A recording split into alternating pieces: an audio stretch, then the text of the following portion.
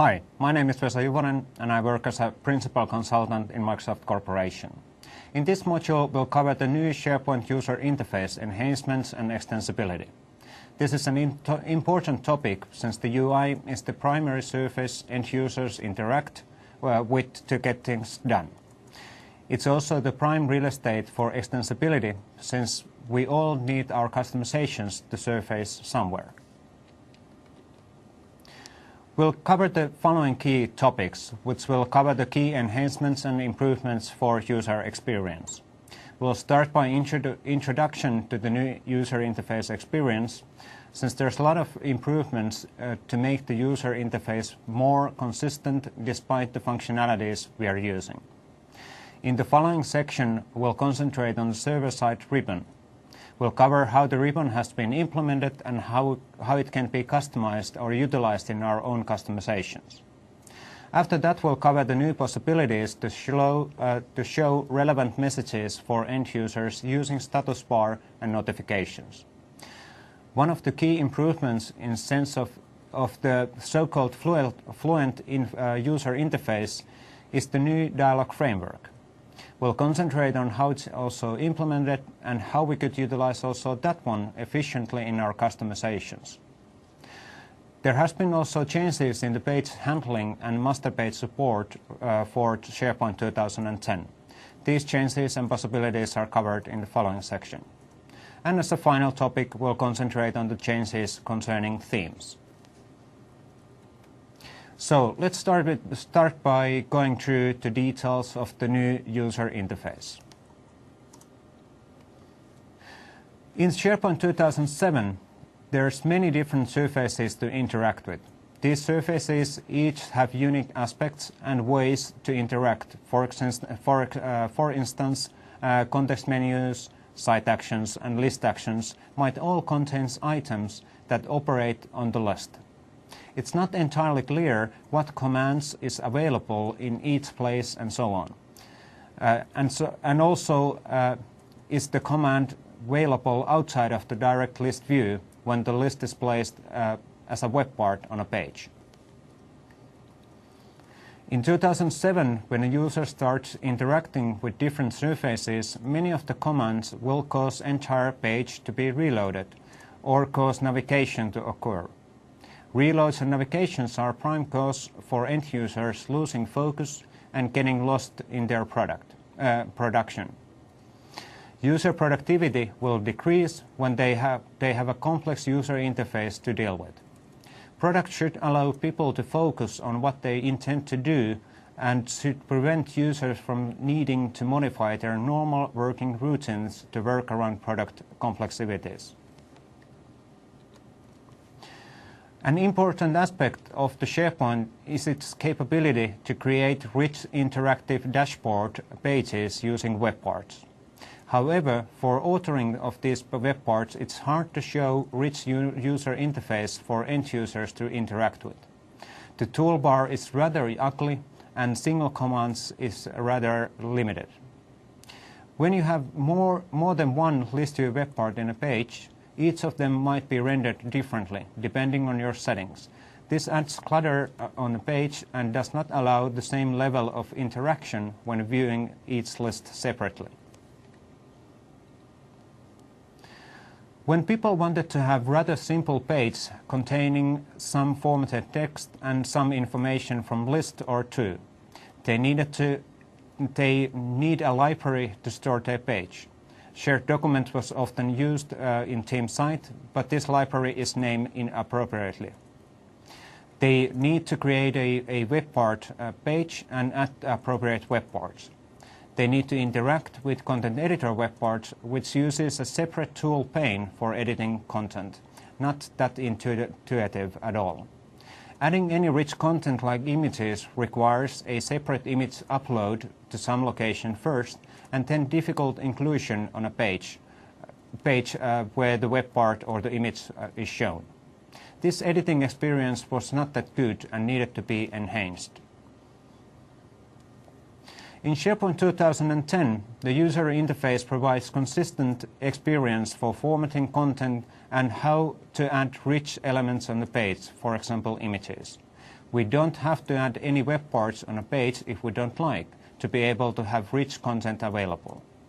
All available actions for users are located in a single location, and if there's any need of this more complex configurations, we can utilize dialogues which don't redirect users to alternative locations. Also, the fact that web parts can provide functionalities to Ribbon will result fluent user experience, even though you would be adding new items to a list on the site. In this section, we'll concentrate on a ribbon and how it's implemented in SharePoint.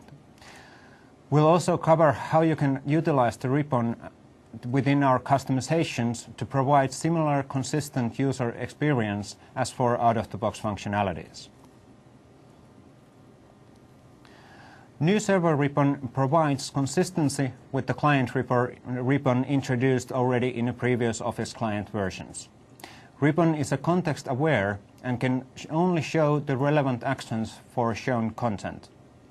It also supports, for example, dynamic resizing based on a screen resolution in a similar way as resize is supported by client-side Ribbon.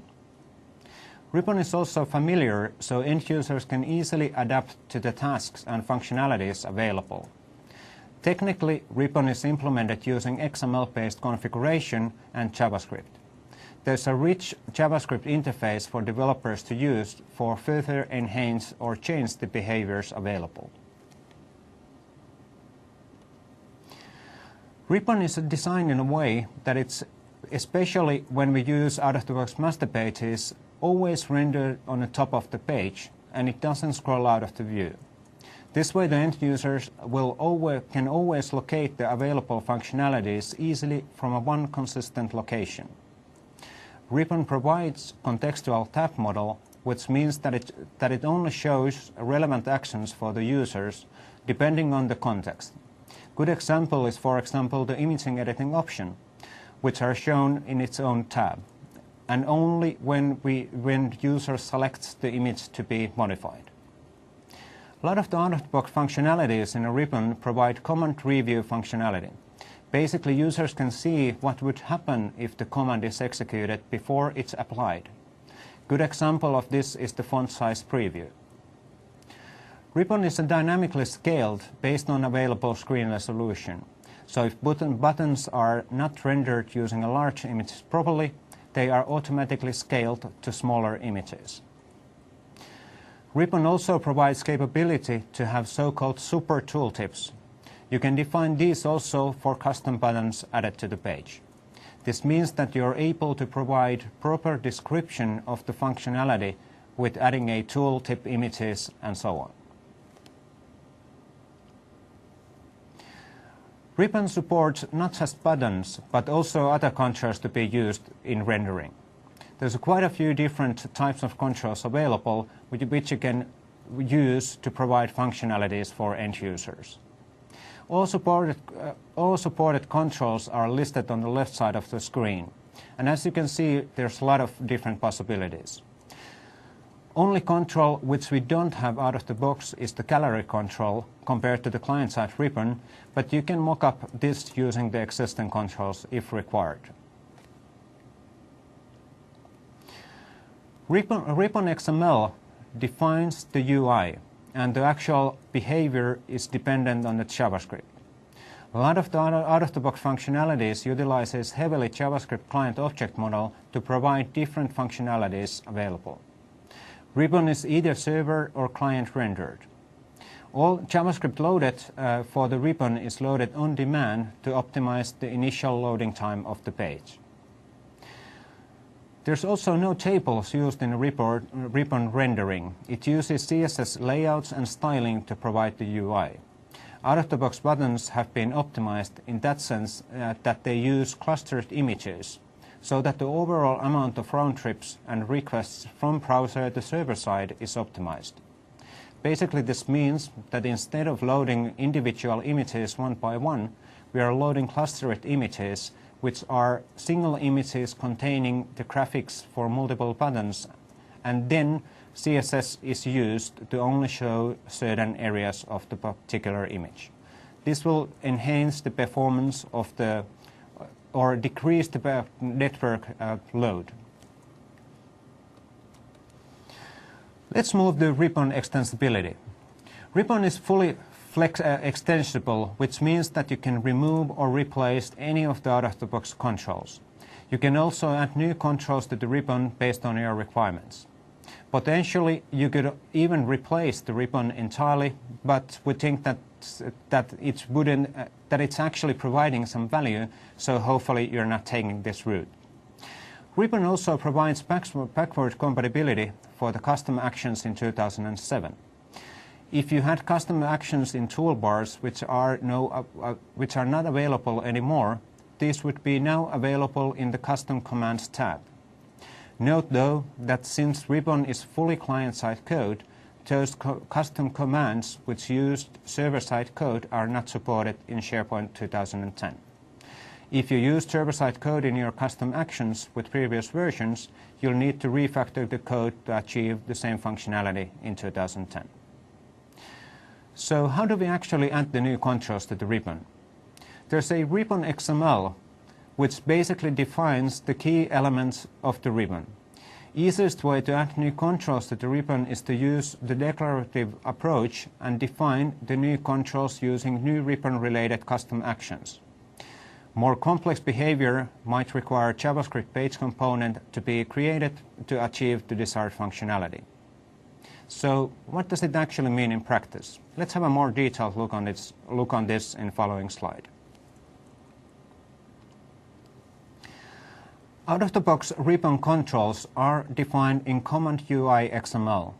This file is located in a template global XML folder at the 14 root folder. This file contains the main definitions for the out-of-the-box ribbon. We are using custom actions to add new controls to the ribbon itself. This is defined in some feature element XML file using specific ribbon-dependent elements. Key attributes are location and scope. Location defines where the control will be placed, and the scope attributes can be obviously used to define the scope of the definition. When the page is rendered, controls defined in a Command UI definition section are merged to Command UI, and ribbon is generated. If you have a Command UI handlers for your controls itself, these are added to the page separately to handle the functionalities of the control. If you don't define the Command UI handlers, you're responsible of adding the JavaScript page component on a page and registering that correctly.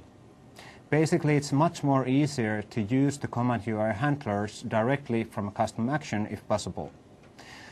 If you don't have extensive amount of JavaScript, you might want to leverage the alternative options. This is an example of custom action registration. In this case, we are registering our button to be shown on a document libraries. More detailed, the button will be shown in a new group of the document library ribbon. Notice that we are also defining the unique identifier for actual control to be placed on a page. In this case, the identifier is ribbon.documents.new.demo button, which follows up the naming convention to be followed. So when you're naming your controls or creating the identifier for your controls, it's recommended to use the same naming conventions as for most of the out-of-the-box controls, meaning basically the naming convention ribbon.id of the tab, .group of the .id of the group, the actual button ID or the control ID. Sequence attribute defined in a button defines the control location within the group.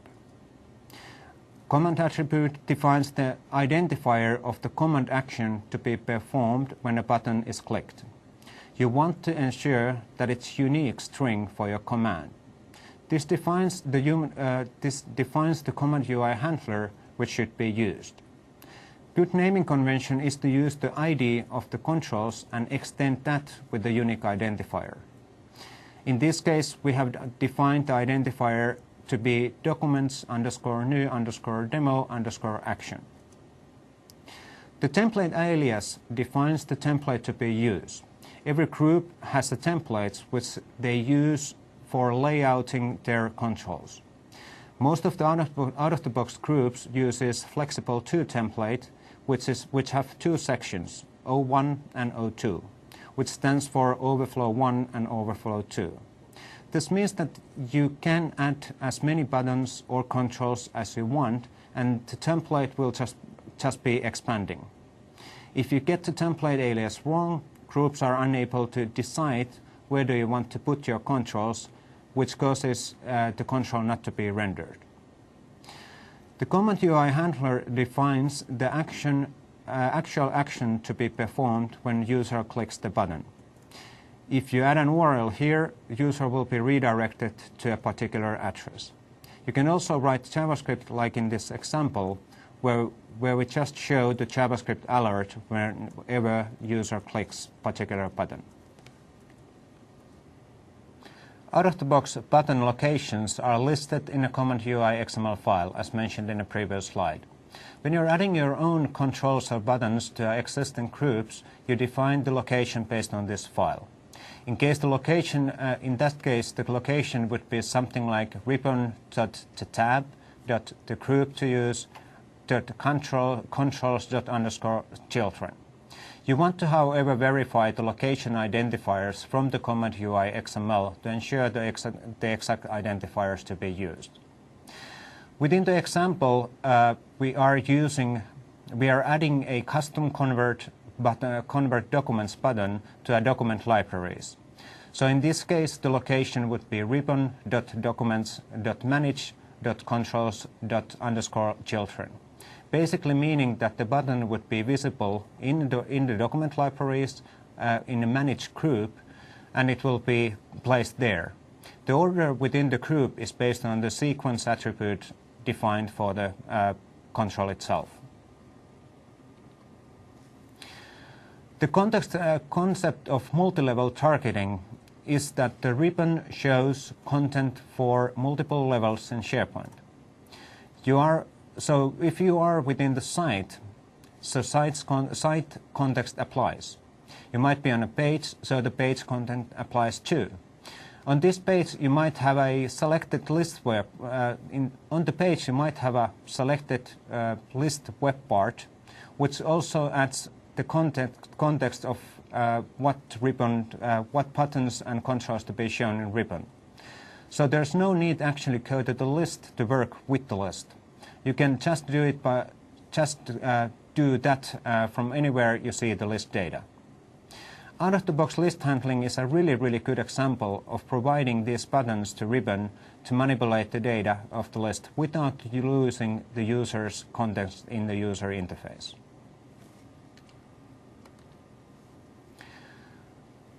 Let's have a demo concerning how do we actually add the button to the ribbon and what are the tasks and elements we need to be aware of. Excellent. In this demo we'll see how do we actually add the ribbon buttons to SharePoint ribbon using XML, which is now available from the feature framework as well. The key point which we covered already in the slide was the fact that every single ribbon element has their unique ID, and we need to define the location where we actually set our functionalities. In this case, we want to add a few new buttons to the pages ribbon, which is available for these wiki pages within the theme site. The unique IDs are stored in the Command UI XML file, which can be found underneath the 14 root template global XML. And in here we can actually see the different IDs which are available. So for example, wiki page tab, we can see that the wiki page tab has the following settings, and there is following groups and following controls and so on. So we use these identifiers to define to which control set, for example, we want our button to be added.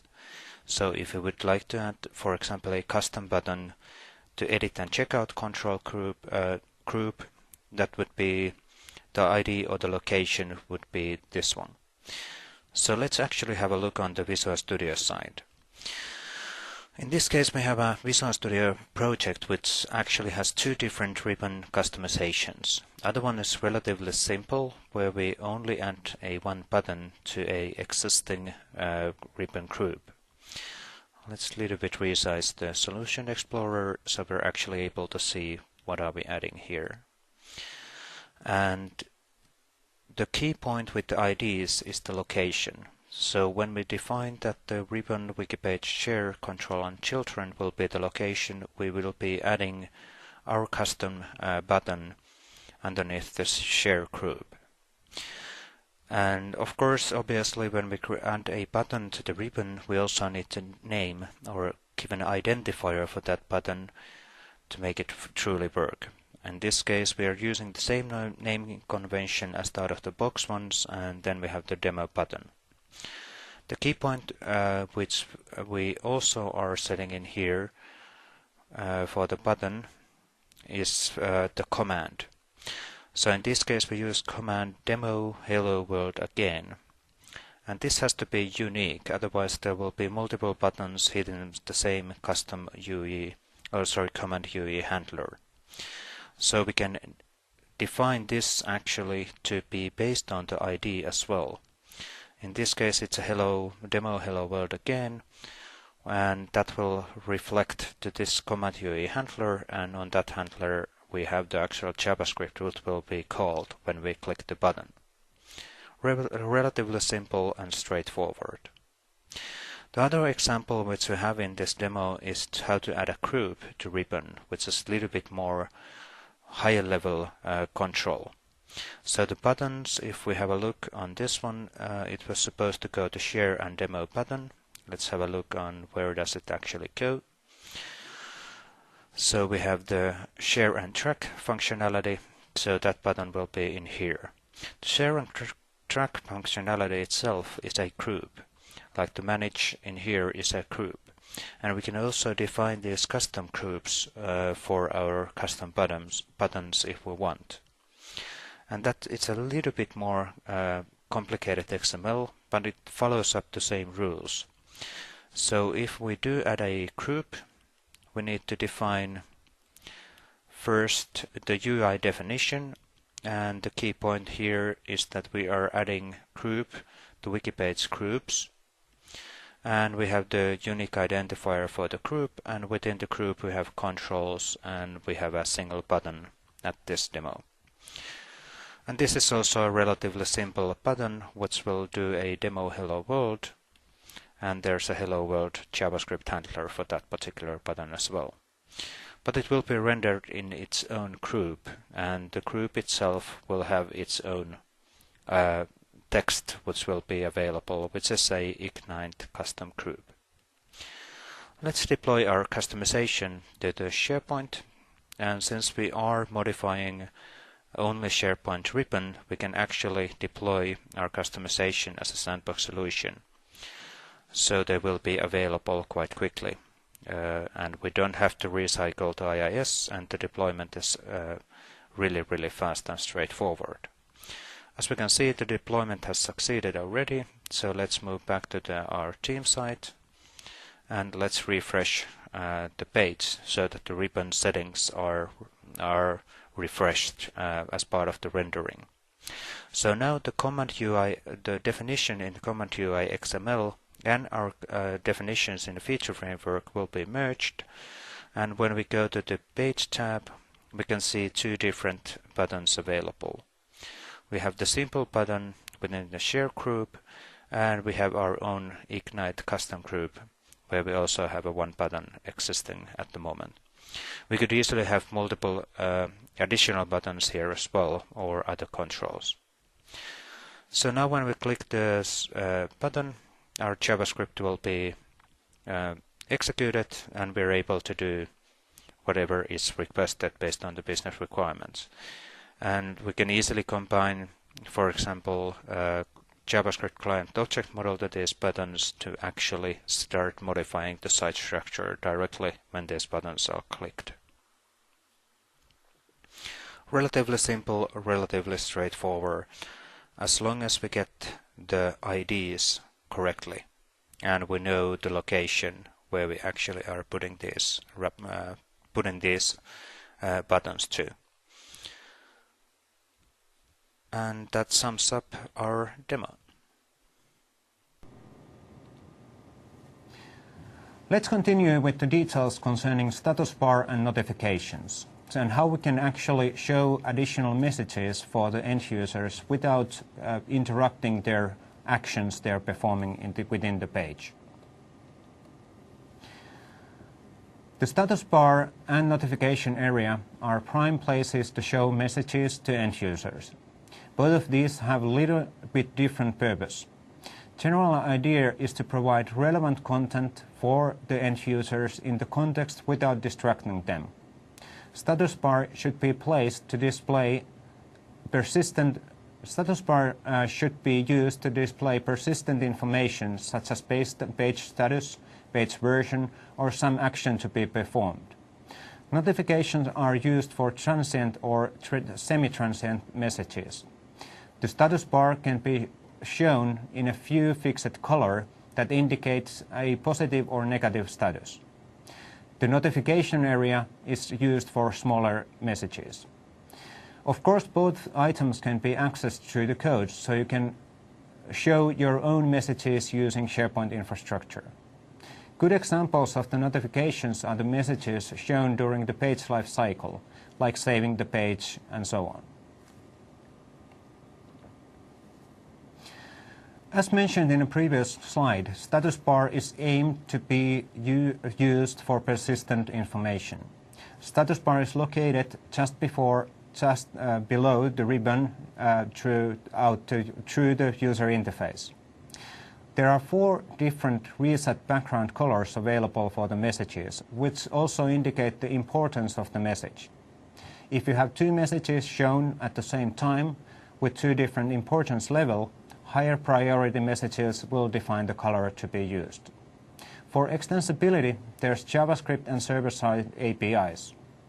Using the JavaScript, we can add and remove the messages shown on the status bar area. We can also specify the message color to be used depending on our requirements.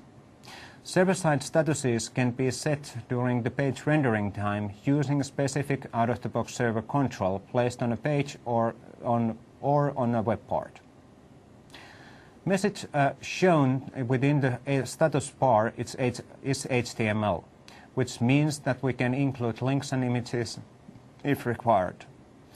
Good example of a status bar message is the health monitoring messages shown in the central administration application. If there's any critical issues detected on the SharePoint farm, an administrator opens up a central administration application, there are high priority red messages with a link to additional information shown on the front page of the application.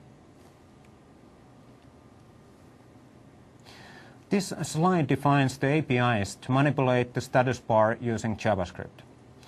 Using the JavaScript API, we can do all the necessary actions required for manipulating the information shown. We can quite easily add, update, and remove status messages. We can also modify the status priority color, defining the color as a parameter for function call. Note that even though we have the remove all status function available, it's not a good practice to use it, since you might not be the only one adding the status messages to the page. Rather use the remove status with a specific identifier. In this example, we have 2 different functions which would be called, for example, from ribbon buttons. Show yellow message function is adding message using add status function. In this case, we add also some example HTML content on a status message to demonstrate the purposes and capabilities. Immediately after the message has been added, we are changing the background color from a default value to yellow. Other supported options would be red, blue, and green. Notice how to store the unique identifier to myMessage variable so that we can use that identifier to further modify or remove the message. This is exactly the case which is demonstrated in the hide yellow message function. In this function we call the remove status function with a unique identifier as a parameter. This will remove the identified message from the status bar. As mentioned in the previous slides, we can also define status messages from the server-side code during the rendering time of the page. This can be achieved by using the Microsoft.webcontrols.sp page status setter control, which will be responsible of updating the message to UI as part of the page rendering. Since the server-side control is only available on rendering time of the page, we obviously cannot use this control to remove the messages without postbacks. This control can be used to indicate some status information of the sites or guiding the end users to perform some tasks which have not been yet done. As also mentioned in the introduction slide, the notifications are transient or semi-transient information. By default, notifications are shown in the right side of the page immediately underneath the ribbon. When we are adding notification, it will be visible for the end users by default for 5 seconds. You can alternatively use so-called sticky message option, which would require that you would need to be responsible of removing the notification by yourself. For extensibility purposes, we have JavaScript API, which can be used to add and remove these messages from UI.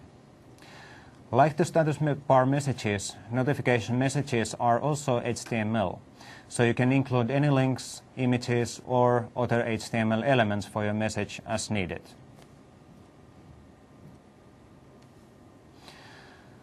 With the notifications, we have 2 different API calls available. Add notifications for adding our notifications to the UI, and remove notifications, obviously, to remove them.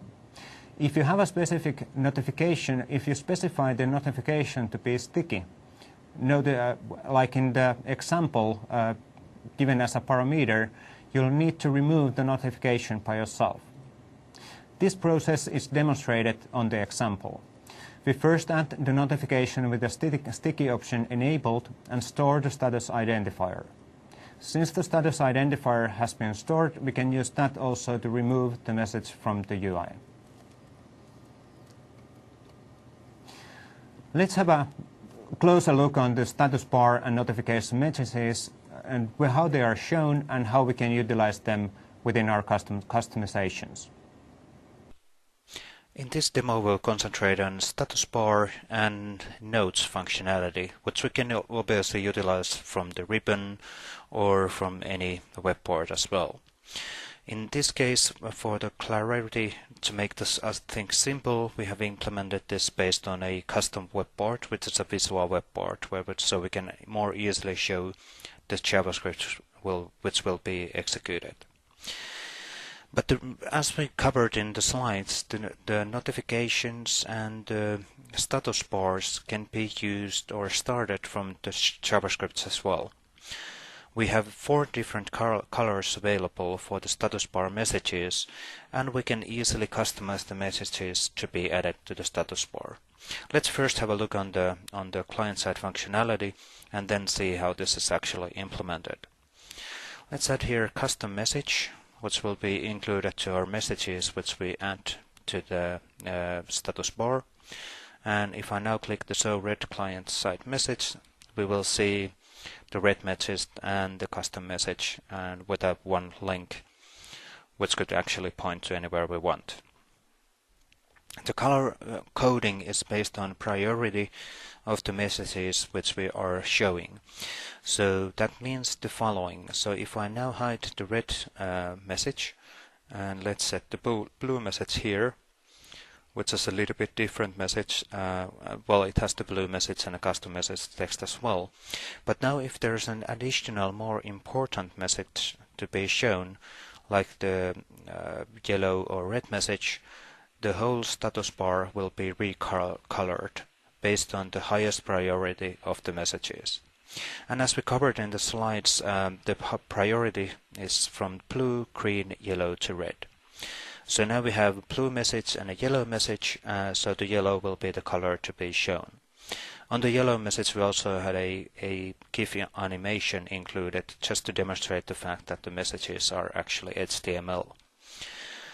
This means that if we now add a new message, which is a red message, we're able to see that every single message will be colored to red, since the red message is the highest priority message. And obviously if I hide these one by one, the framework will recolor the status bar based on the highest priority. So basically meaning that if I get rid of the red message, we'll go back to the yellow message, and hide the yellow message, we go back to the blue message. And we can also hide the actual blue message. The fourth color which we didn't see is the green one, and it has the same behavior as for any other colors as well. So we're basically able to use this JavaScript APIs to add these messages, modify them, or hide them, or recolor them. I'll show how it's done after demonstrating the other functionalities from here.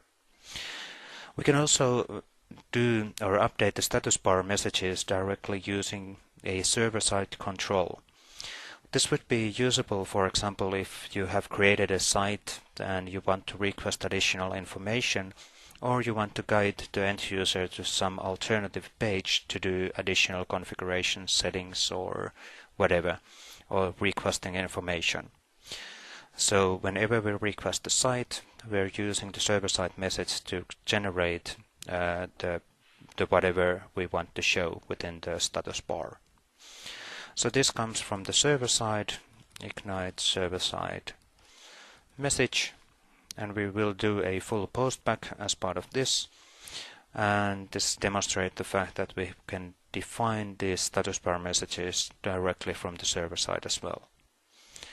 We can also include the links, for example, the site settings and whatever is required for your functionality. Now if I request the page, since we're not checking the status again, the server-side message is gone. Obviously you can in your code check if the user has actually done the requested action and show the message again if required. Other thing which was really interesting concerning the messages is the notifications. And we have two types of notifications available. We have the non-sticky notifications, which we can add to inform the end users of our actions which have been performed. And these messages will be automatically hidden within 5 seconds of their existence. And these are kind of alert messages to indicate some action or behavior to be done, or confirm some action the end user has done without affecting the end user's user experience that much. The other option is to have sticky information, which is basically a notification which we are responsible for removing. So that notification won't be removed until we explicitly tell from the JavaScript that notification to go away. This could be, for example, useful if you want to show that let's say that you are creating numerous lists or creating some structures based using JavaScript client object model, and you want to indicate that the functionalities are still ongoing. And after every single thing has been executed, then you remove the sticky notification within your JavaScript client object model. Let's have a look how these actually are done in the code side. So let's move to Visual Studio and let's open up our visual web part, which is having all of the required JavaScript code. As you saw from the UI is relatively simple. We have only a few different links available and a few different controls or text boxes which you can actually use.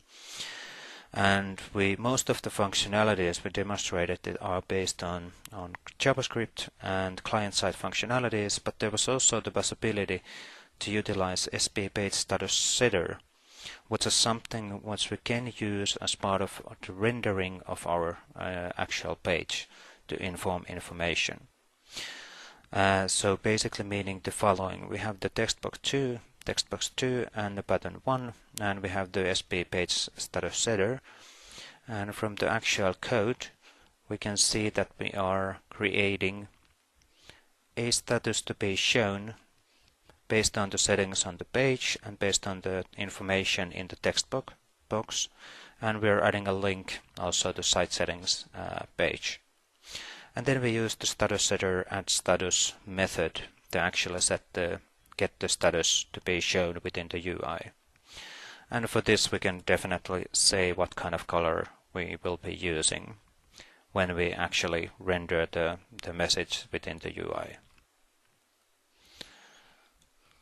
So this was responsible of the following functionality. If we move back to the site and we tell here ignite message, click the server message, and we will get the server after server-side post back. We're getting some messages posted to the status bar.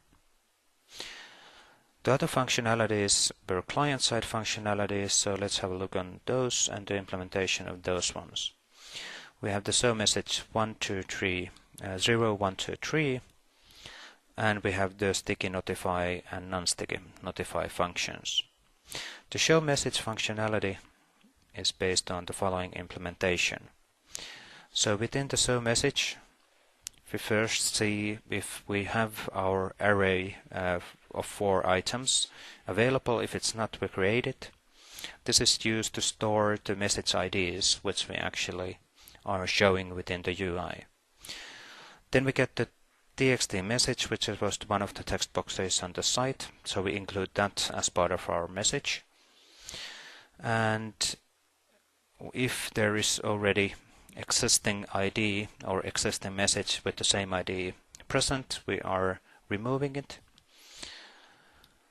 And then we check that based on a case, based on a number, we are setting the color either to blue, red, green, or yellow. But for actual adding the message in, we're using the SP UI status add status method or function, which will be available, and for that we can say the title and the actual message and how it will be behaving. The key point here is that we are taking the ID of the message shown and storing that to our array. So whenever we click hide, we are able to use that information to hide our message using the remove status function. Based on the ID, we are hiding the messages from the UI. Let's refresh from the user interface side, basically meaning the following. If I request the page one more time, we can add green message, we can add yellow message, we can get rid of the green message, we can get rid of the yellow message, we can add green, we can add blue, get rid of the green message, and get rid of the blue message. So we're storing all the time the IDs to be able to hide them based on our functionality and based on the ID which we used for showing the message in the UI. The other part of the demo was concerning the sticky notifications and non-sticky notifications, generally notifications. If we have a look on those APIs, we have the non-sticky notify, which basically means that we're adding using the SPUI notify add notification, but the key point here is that the sticky indication is false, so that the message will be shown within 5 seconds in the UI. If we set the message